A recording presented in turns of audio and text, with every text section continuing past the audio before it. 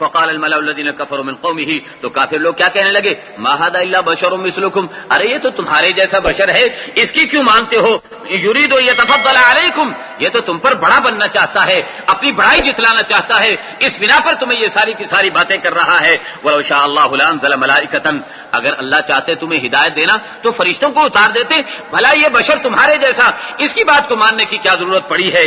ما سمعنا بهذا في آبائنا الاولین، ہم نے تو اپنے پہلوں کو یہ باتیں کرتے ہوئے سنا ہی نہیں تھا۔ ان هو الا رجل به جنۃ فتربصوا به حتى حين، یہ تو ایسا آدمی ہے جو پاگل ہو گیا، دیوانہ ہو گیا ہے، اسے جنون ہو گیا ہے، لہذا انتظار کرو۔ قال رب انصرنی بما كذبون، نبی نے کہا کہ اللہ یہ مجھے جھٹلا رہے ہیں، تو میری مدد کرنا۔ فاوحینا الیہ ان اسرع الفلک باعیننا ووحینا، فرمایا کہ ہم نے وحی کر دی کہ نوح تو کشتی بنانا شروع کر دے۔ نوح علیہ السلام نے کشتی بنائی، پانی آیا، کشتی کے اندر سوار ہو گئے۔ اللہ فرماتے ہیں کہ ہم نے نوح علیہ السلام کو بچا لیا اور پوری قوم کو ہم نے غرق کر دیا۔ فاذا سویت انت ومعك على الفلك فقل الحمد لله الذي نجانا من القوم الظالمين، جب تو اس پر سوار ہو جائے، برابر ہو جائے، تو پھر اللہ کی تعریف کرنا اور کہنا کہ اللہ کی تعریف کرتا ہوں جس نے ظالموں سے ہمیں نجات عطا فرما دی، اور یوں کہنا رب انزلنی منزلا مبارکا وانت خیر المنزلین، اے اللہ تو جب مجھے اتارے تو برکت والا اتارنا اور تو بہترین اتارنے والا ہے۔ اس بنا پر علماء فرماتے ہیں کہ جب آدمی کہیں سفر سے اترے، گاڑی سے اترے، جہاز سے اترے، یا کسی ریل گاڑی سے یا کار سے، بس سے، کسی سواری سے بھی اتر رہا ہو تو یہ دعا پڑھ لینی چاہیے جو دعا اللہ نے اپنے نبی نوح کو سکھائی تھی کہ کشتی سے اترتے وقت یہ دعا پڑھ لینا، رب انزلنی منزلا مبارکا وانت خیر المنزلین۔ اس کے بعد آگے قرآن کہتا ہے ان فی ذلک لآیات وان کنا لمبتلین ثم انشأنا من بعدهم قرنا آخرین۔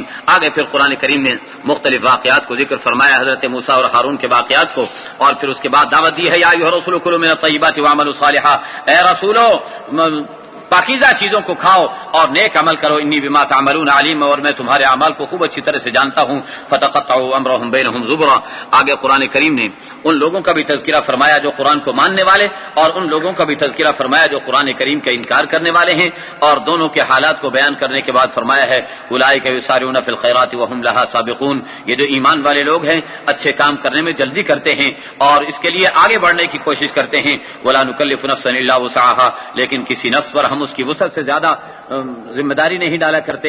حتی اذا اخذنا مترفیهم بالعذاب اذا هم يجرون، اللہ تعالیٰ فرماتے ہیں کہ جب ہم ان بد کردار لوگوں کو پکڑتے ہیں تو یجرون، فوراً وہ چلا اٹھتے ہیں۔ ان سے کیا کہا جائے گا، لا تجروا اليوم انکم منا لا تنصرون، آج چلانے کی کوئی ضرورت نہیں ہے، اس لیے کہ آج تمہاری مدد نہیں کی جائے گی۔ قد كانت آیاتی تتلی علیکم، تمہیں ہماری آیتیں پڑھ کر سنائی جاتی تھی، فکنتم علی اعقابکم تنکصون، تم پیٹھ پھیر کر کے بھاگ جاتے تھے، مستکبرین به سامرا تهجرون، تم لوگ تکبر کرتے تھے اور پھر تم اسے چھوڑ کر دنیا بھر کی دوسری گپوں کے اندر جا کر کے لگ جاتے تھے، لیکن قرآن کریم کو نہیں سنا کرتے تھے اور اس میں غور و خوف نہیں کیا کرتے تھے۔ اور اسی طریقے پر ان کے حالات کو بیان کرنے کے بعد قرآن کریم کہتا ہے وَإِنَّكَ لَتَدْعُوهُمْ إِلَىٰ صِرَاطٍ مُسْتَقِيمٍ، میرے نبی آپ کی تو یہ ذمہ داری ہے کہ آپ انہیں صراط مستقیم کی طرف بلاتے رہیے۔ اور پھر آگے قرآن کریم نے پھر دوبارہ انسان کو متوجہ کیا ہے زمین و آسمان میں غور و خوض کرنے کی طرف، اور یہ بتایا ہے کہ ان لوگوں سے آپ پوچھئے، ان لوگوں کے بارے میں آپ سوالات کیجئے، ان سے آسمان و زمین کے بارے میں، اور ان سے پوچھئے کہ قل لمن الارض ومن فیہا ان کنتم تعلمون، بھلا یہ زمین و آسمان کس کے لیے ہے؟ سیقولون للہ، یہ کہیں گے کہ اللہ کے لیے ہے۔ ان سے پوچھئے کہ آسمان و زمین کا رب کون ہے؟ یہ سارے کے سارے کہیں گے کہ آسمان و زمین اللہ کے لیے ہے۔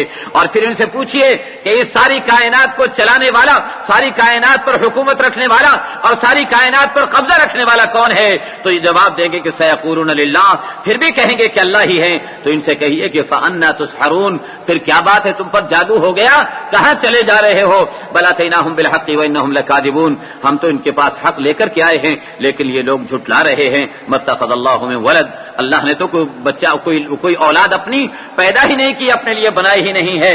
وما کان معہ من الہ، اور اللہ کے ساتھ کوئی دوسرا معبود نہیں، اگر کوئی دوسرا معبود ہوتا تو دونوں ایک دوسرے پر بڑھنے چڑھنے کی کوشش کرتے۔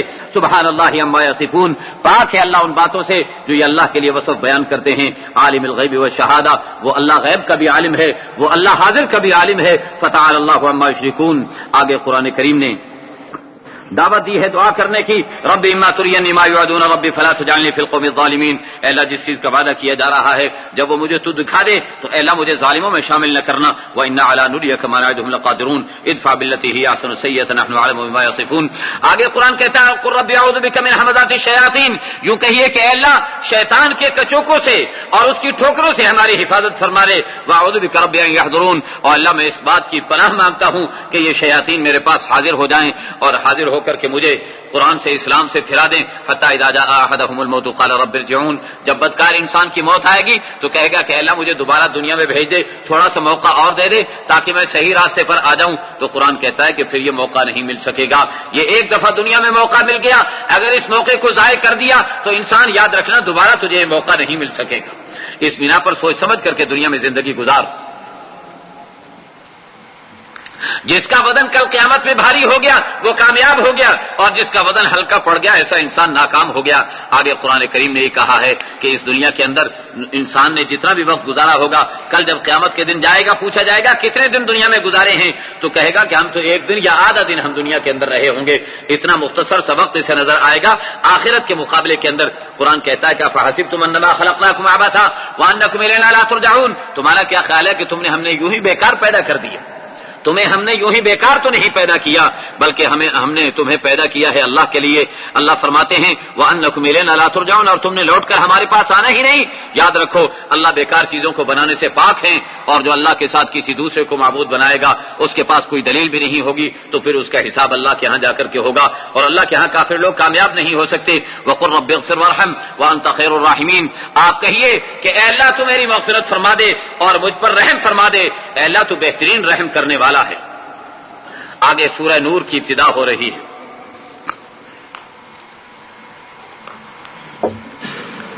سورہ نور مدنی سورت ہے. اس سورت کو سورہ نور کے نام سے موسوم کیا گیا ہے اس لیے کہ اس سورت کے اندر انسانی زندگی کے ہر شعبے کے لیے ہدایت موجود ہے. لہذا یہ سورت انسان کے زندگی کے ہر شعبے کو منور کرنے والی ہے, روشنی ہے انسان کے دلوں کے لیے اور انسان کی رہنمائی کرنے والی ہے ہر میدان میں. اس بنا پر اس سورت کو سورہ نور کے نام سے موسوم کیا گیا ہے. اور اس سورت کے اندر جو مخصوص بات جس سے ابتدا کی ہے قرآن کریم نے اور جس کو بڑی اہمیت کے ساتھ پیش کیا ہے اور وہ یہ ہے کہ نبی کریم صلی اللہ علیہ وسلم کے دور میں ایک واقعہ رونما ہوا تھا, ایک واقعہ پیش آیا تھا. وہ واقعہ معاشرے کے ساتھ چونکہ بڑا گہرا تعلق رکھنے والا تھا, معاشرتی زندگی کے اندر اصلاح بھی پیدا کر سکتا تھا, فساد بھی لا سکتا تھا. اس بنا پر اس واقعے کو خاص طور پر ذکر کیا گیا. اور وہ واقعہ بھی کیسا عجیب واقعہ تھا. اللہ کے نبی کی عزت پر بعض لوگوں نے حملہ کرنے کی کوشش کی تھی. سرکار مدینہ سید دو عالم صلی اللہ علیہ وسلم کی عزت پر ہاتھ ڈالنے کی کوشش کی تھی. اور ہوا یہ تھا کہ اللہ کے نبی ایک سفر میں تھے. ازواج مطہرات میں سے حضرت عائشہ صدیقہ بھی ساتھ تھی. حضرت عائشہ فرماتی ہیں کہ میں باہر گئی اور جب باہر گئی فارغ ہونے کے لیے واپس آئی تو قافلہ روانہ ہو چکا تھا. اس لیے کہ جس ہودج میں سوار ہوتی تھی جو آپ کے لیے سواری تیار کی گئی تھی اور اس پر اونٹ پر رکھنے کے لیے جو چیز بنائی جاتی ہے ہودج جس کے اندر عورتوں کو بٹھایا جاتا تھا, پردہ لگایا جاتا تھا, جسم چھوٹا تھا, چھوٹی عمر کی تھی, کمزور تھی, تو فرماتے ہیں کہ ان کو لوگوں کو پتہ ہی نہیں چلتا تھا کہ اندر کوئی ہے بھی یا نہیں. تو انہوں نے وہ ہودج اٹھا کے اونٹ پر رکھا اور روانہ ہو گئے. اما عائشہ فرماتی میں واپس آئی تو وہاں کچھ بھی نہیں تھا. میں بڑی حیران ہو گئی اور حیران ہونے کے بعد میں نے کہا کہ اب میں کیا کروں. تو میں وہاں پر پریشانی کے عالم میں دوپٹہ لپیٹ کر وہاں پر پڑ گئی. اور اتنے میں پیچھے پیچھے ایک صحابی آ رہے تھے جنہیں اللہ کے نبی نے مقرر فرمایا تھا کہ پیچھے آنا, مسلمانوں کی کوئی چیز رہ جائے تو تم اٹھا کر کے لے آنا. انہوں نے آ کر کے دیکھا تو فرماتے ہیں کہ پردہ اترنے سے پہلے چونکہ انہوں نے مجھے دیکھ رکھا تھا اس لیے مجھے دیکھتے ہی پہچان گئے اور کہا کہ ضعینۃ رسول اللہ انا للہ, اللہ کے نبی کی بیوی یہاں پر موجود ہے, یہ کیا ماجرا اور کیا مسئلہ ہے. انہوں نے اونٹ کو بٹھایا اور عائشہ کو سوار کیا, سوار کر کے مدینہ منورہ میں پہنچا دیا. ان کے پہنچنے سے پہلے مدینہ منورہ میں یہ افواہ پھیل گئی کہ اما عائشہ موجود نہیں ہیں. تو منافقین جن کے دلوں کے اندر کوڑ چلا ہوا تھا بے ایمانی کا اور جن کے دلوں کے اندر بدعتواریاں اتری ہوئی تھی, جو خود بدکردار انسان تھے, ان لوگوں نے یہ آواز اٹھا دی اما عائشہ کے بارے میں, تہمت لگا دی بدکاری کی اور کہا کہ یہ ایسی عورت ہے نعوذ باللہ من ذالک, یہ نبی کے گھرانے کے قابل نہیں ہے, اسے کس طریقے پر یہ باہر رہ گئی ہے. اس قسم کے الزامات لگائے, باتیں آگے بڑھنا شروع ہو گئیں. تو نبی کریم صلی اللہ علیہ وسلم کے ہاں جب باتیں زیادہ بڑھ گئیں تو حالت کچھ کیفیت ایسی ہو گئی کہ پورے مدینے کے اندر ایک کوہرام سمجھ گیا.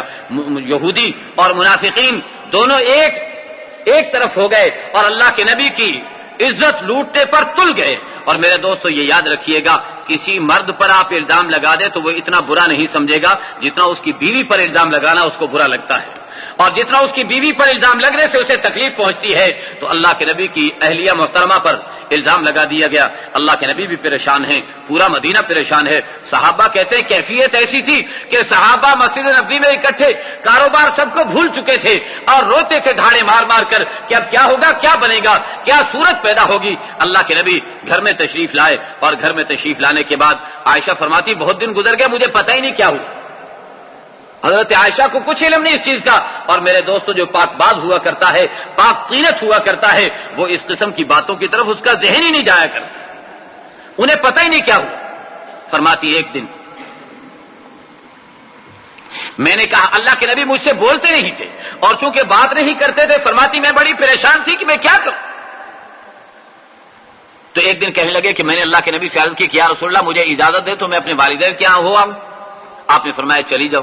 کہنے لگی کہ پہلے جب میں اجازت لیا کرتی تو پوچھا کرتے تھے واپس کب آؤ گی، اب کے واپس آنے کا نہیں پوچھا تو میرا ماتھا ٹھنکا کہ اللہ کے نبی کچھ ناراض معلوم ہو رہے ہیں، اسی بنا پر مجھ سے بات نہیں کی جا رہی اور مجھے دوبارہ آنے کے بارے میں بھی نہیں پوچھ رہے ہیں۔ فرماتی میں اپنے گھر چلی گئی، اپنے گھر جانے کے بعد میں وہاں پڑی رہتی، میں نے دیکھا کہ میرے والد بھی مجھ سے ڈھنگ سے بات نہیں کرتے، والدہ بھی ڈھنگ سے بات نہیں کرتی، میں بہت پریشان ہوں، کیا ہوا۔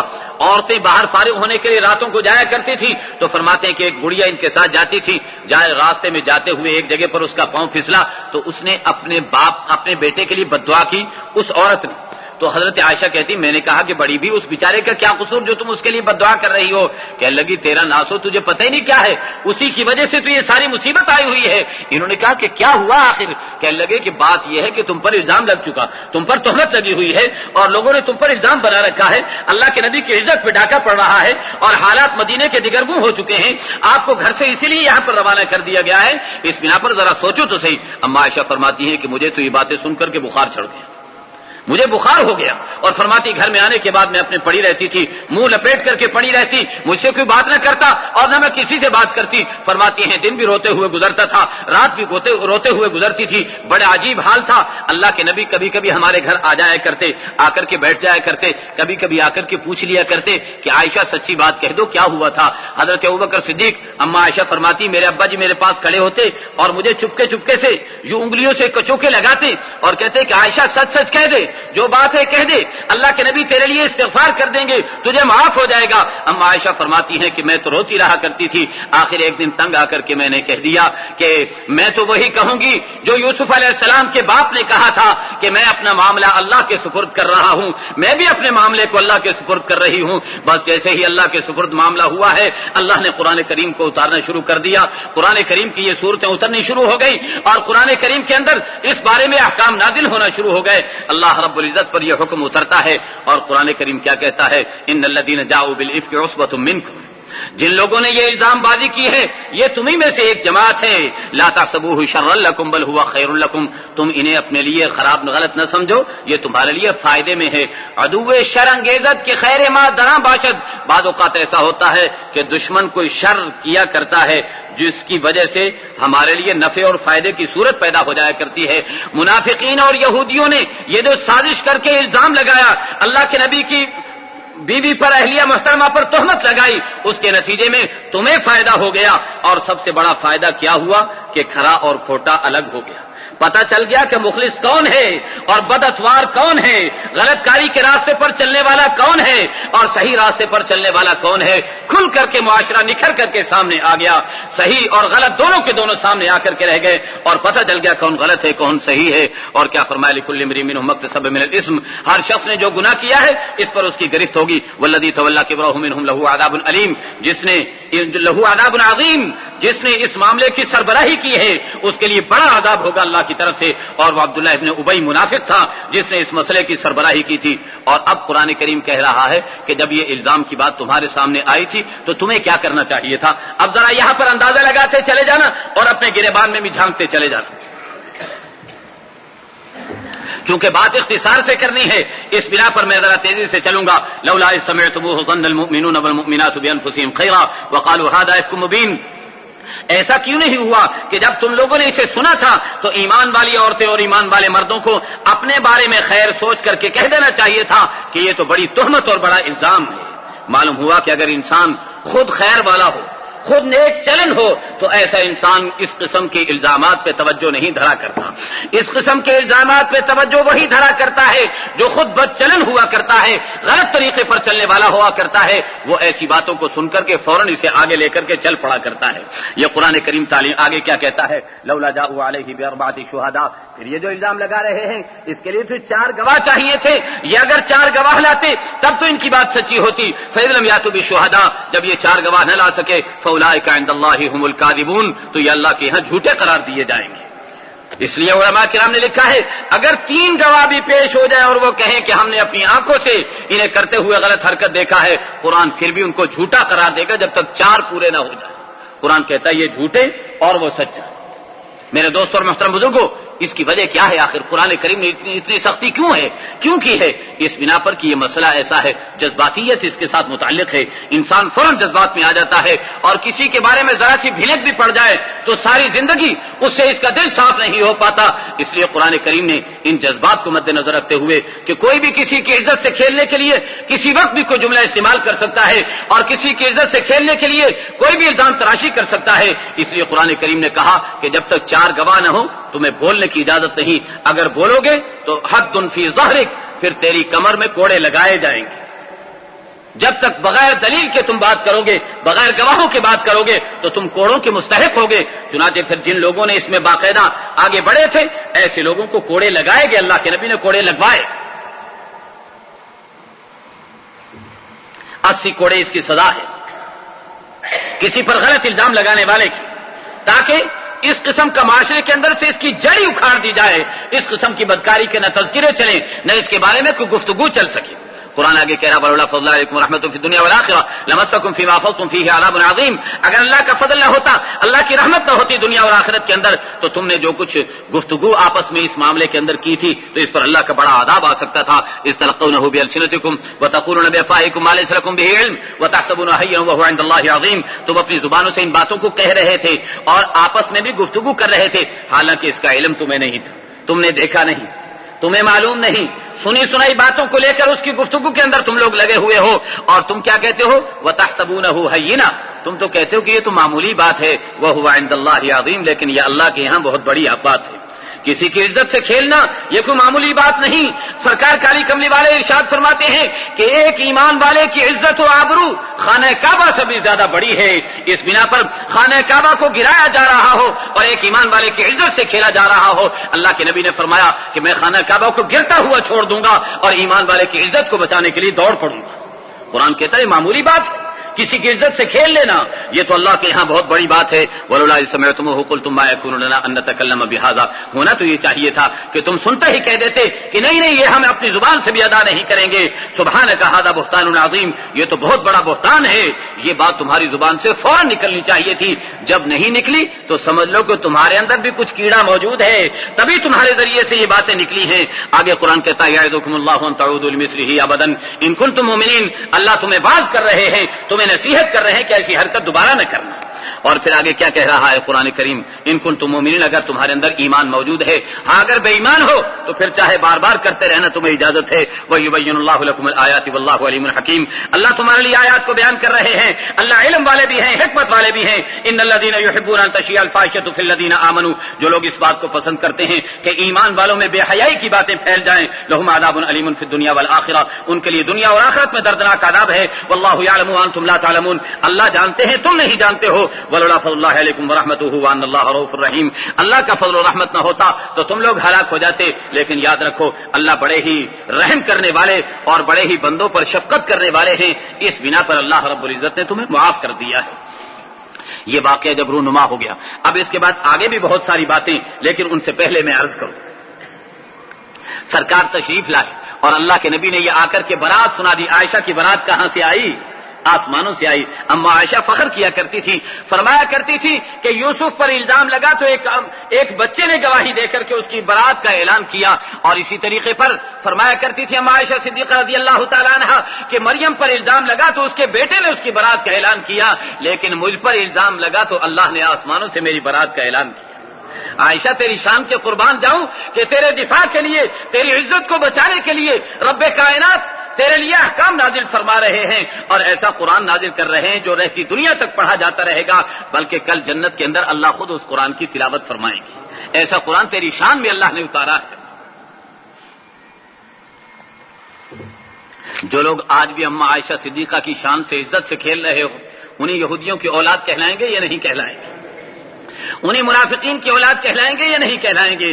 اللہ ہمیں اپنی اماں کا احترام کرنے کی توفیق عطا فرما دے۔ میرے دوست ایک جملہ کہوں گا، ماں کا احترام حلالی کیا کرتے ہیں، جو حلالی نہ ہو وہ ماں کا احترام نہیں کر سکتے، اور جو ماں کا احترام نہ کر رہا ہو یاد رکھ لینا اس کے نسب میں شک ہوگا، وہ حلالی نہیں ہوگا، کچھ اور ہوگا، تبھی اپنی ماں کے خلاف اس قسم کی بکواسات اس کی زبان سے نکلیں گی۔ اما عائشہ صدیقہ رضی اللہ تعالیٰ عنہ کی برات قرآن کے اندر اتاری جا رہی ہے، اور پھر جب یہ باتیں آ کر کے گھر میں سنائی گئیں، سرکار مدینہ سید دو عالم صلی اللہ علیہ وسلم نے یہ باتیں آ کر کے سنائی، تو حضرت ابوبکر صدیق کیا کہنے لگے؟ حضرت ابوبکر صدیق نے کہا کہ عائشہ آگے بڑھ کر کے اللہ کے نبی کے ہاتھوں کو چوم لے اور شکریہ ادا کر دے۔ تو اما عائشہ صدیقہ کیا کہنے لگی؟ کہا کہ میں تو اس کا شکر ادا کروں گی جس نے میری برات کا اعلان کیا ہے، میں تو اس کا شکر ادا کروں گی جس نے میری برات کا اعلان کیا ہے۔ سب لوگوں سے رائے لی گئی، جب رائے لی گئی حضرت عمر رضی اللہ تعالیٰ عنہ سے پوچھا کہ حضور نے پوچھا کہ عمر تمہارا کیا خیال ہے عائشہ کے بارے میں؟ تو حضرت عمر نے کہا کہ یا رسول اللہ، عائشہ سے نکاح آپ نے کیا یا اللہ نے کرایا؟ یہ انتخاب آپ کا ہے یا اللہ کا ہے؟ کہا کہ عمر یہ انتخاب تو اللہ کا ہے۔ فرمایا کہ پھر اللہ اپنے نبی کے لیے بدکار عورت کو منتخب نہیں کر سکتی، اور جسے اللہ نے منتخب کیا وہ بدکار نہیں ہو سکتی۔ قرآن اترایا الخبیثات للخبیثین والخبیثون للخبیثات، بد کردار عورتیں بد کردار مردوں کے لیے اور بد کردار مرد بد کردار عورتوں کے لیے، والطیبات للطیبین والطیبون للطیبات، نیکوکار عورتیں نیکوکار مردوں کے لیے اور نیکوکار مرد جو ہیں وہ نیکوکار عورتوں کے لیے ہوا کرتے ہیں۔ لہذا یہ جو نبی نیکوکار ہے تو اس کے گھر کے اندر عورت بھی نیکوکار اور پاکیزہ عورت ہوگی۔ اللہ ہمیں ازواج مطہرات کا احترام کرنے والا بنا دے اور ہمارے دلوں میں ایمان پیدا کر دیں۔ اس کے علاوہ جو احکام ہوں گے انشاءاللہ ان کا تذکرہ کل کو کیا جائے گا۔ اللہ رب العزت ہم سب کو صحیح عمل کرنے کی توفیق عطا فرما دے۔ درود شریف پڑھ لیجیے۔ الحمد للہ رب العالمین والصلاة والسلام علی اشرف المرسلین سیدنا و مولانا محمد وعلی آلہ واصحابہ اجمعین۔ ربنا لا تجعلنا فتنة للقوم الظالمين ونجنا برحمتك من القوم الكافرين اللهم اهدنا الصراط المستقيم صراط الذين أنعمت عليهم من النبيين والصديقين والشهداء والصالحين۔ اے اللہ تو ہمارے گناہوں کو معاف فرما دے، ہماری خطاؤں سے درگزر فرما دے، اے اللہ ساری امت پہ رحم فرما دے، اے اللہ تو ساری امت پہ رحم فرما دے۔ الہ العالمین اے اللہ ہمیں گناہوں سے بچا لے، بد زبانی سے ہماری حفاظت فرما لے، اے اللہ حرام کاری سے ہماری حفاظت فرما لے، اے اللہ ہمارے تمام اعضاء و جوارح کو حرام سے بچا لے اور محفوظ فرما لے، ہماری زبان کو، ہماری آنکھوں کو، ہمارے ہاتھ پاؤں کو، ہمارے جسم کے ایک ایک عضو کو اللہ حرام کاری سے بچا لے اور بدکاری سے ہماری حفاظت فرما لے۔